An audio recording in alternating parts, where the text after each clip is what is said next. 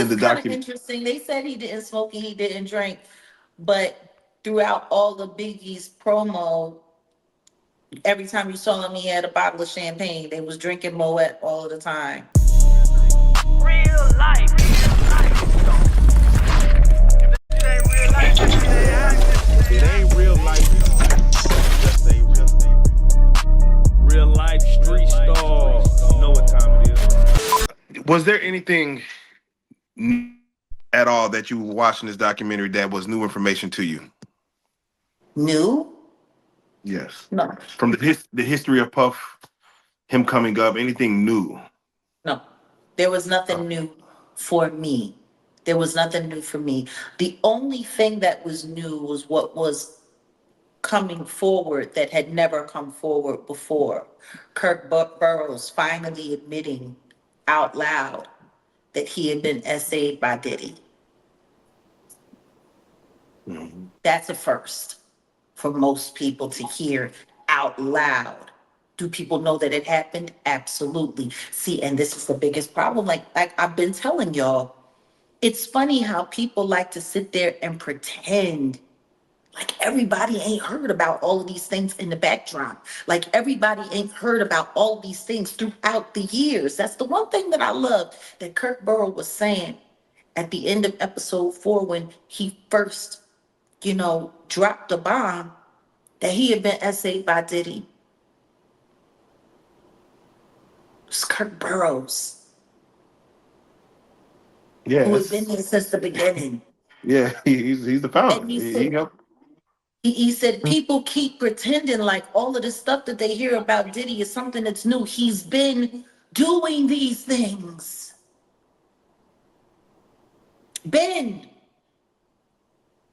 he's a witness to offenses that happened over 30 years ago. Yeah, facts. Jag, you came in and you gave us a history about Uptown Records. Again, I know we have a lot of younger viewers, and some people start doing their research after you spoke on it, and for them to delve into the history of Uptown Records and Sean Combs' introduction to it, and going from there. He seemed like a kid, going to Saint, forget the name of the school, but going to like a private school Yeah, and jumping as an intern 19 into this, I'm gonna say back then this was hip hop with yeah. what Uptown Records represented at the time. He didn't smoke, he didn't drink, and then it seemed Nope. like after just a couple of years, there was one part he said Well, in it's the kind of document. interesting. They said he didn't smoke and he didn't drink, but throughout all the Biggie's promo, every time you saw him, he had a bottle of champagne. They was drinking Moet all of the time.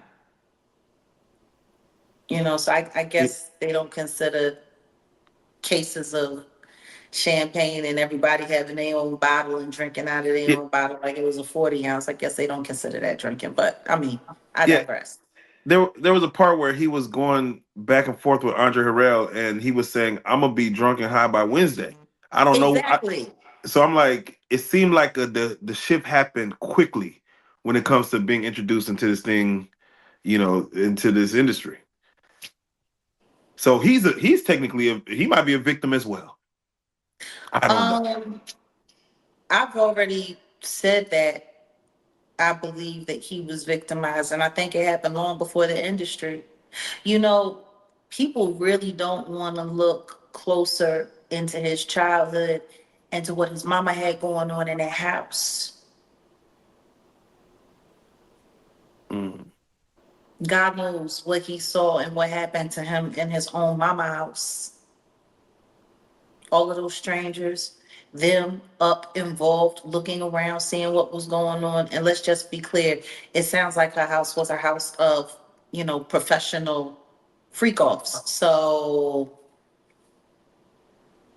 who knows what he saw or what could have happened to him while she was busy entertaining people and pouring and getting tips, as she would say, for her after hour life.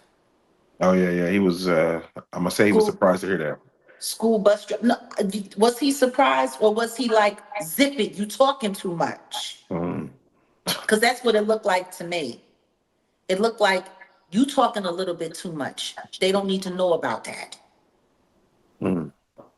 While she was sitting up there, oh, because I was a bus driver and I was this, and I worked at the after hours. And I would pour them drinks and they would give me big tips. She did say it just like that. Big tips. You know, in Big pimping, spending cheese. damn. In Sean's own words, in Diddy's own words, he had said he had a sigh of relief learning that he was the son of a hustler or a gangster. Like Mhm. he wanted that status. He wanted to say that he was a sigh of relief is a wild thing to say, that your daddy was a gangster or a hustler. That's what you heard that he was. Well, I mean, like Tim said, they had a bunch of black exploitation movies being played around the house all the time. They grew up with the Mac playing. They grew up with Fly playing. Like, I mean, if that's what you got going on, you got two women in the house and there's no men around, and these are what the little boys are watching. You got basketball players coming over late at night. You got hustlers coming over, PIMPs coming over. Women who look like they were modeling for Jet magazine coming over. Like it sounds like the nature of the environment is what shaped their perception of what cool was. So yeah, I mean, I'm sure for him it was.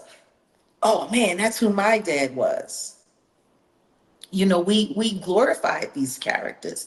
Like even if you look at Biggie Smalls' name, Biggie Smalls is a character from an old Portier Cosby film, Uptown Saturday Night, I believe. 40th Street Black and all of those characters that they had in the film. Biggie Smalls was played by Calvin Lockhart, Mm. big gangster from, I believe, St. Louis. Like all of these characters.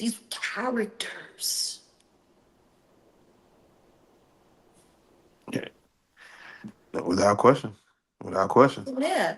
So I'm sure for him, it made him feel good because all of that stuff that he was watching, he really came from that. But that was really his legacy. And yeah, I'm sure for him, it felt good to know that his dad was this big hustler who turned out to be a snitch, who got his brains removed from his head in a very, very, very unpleasant manner.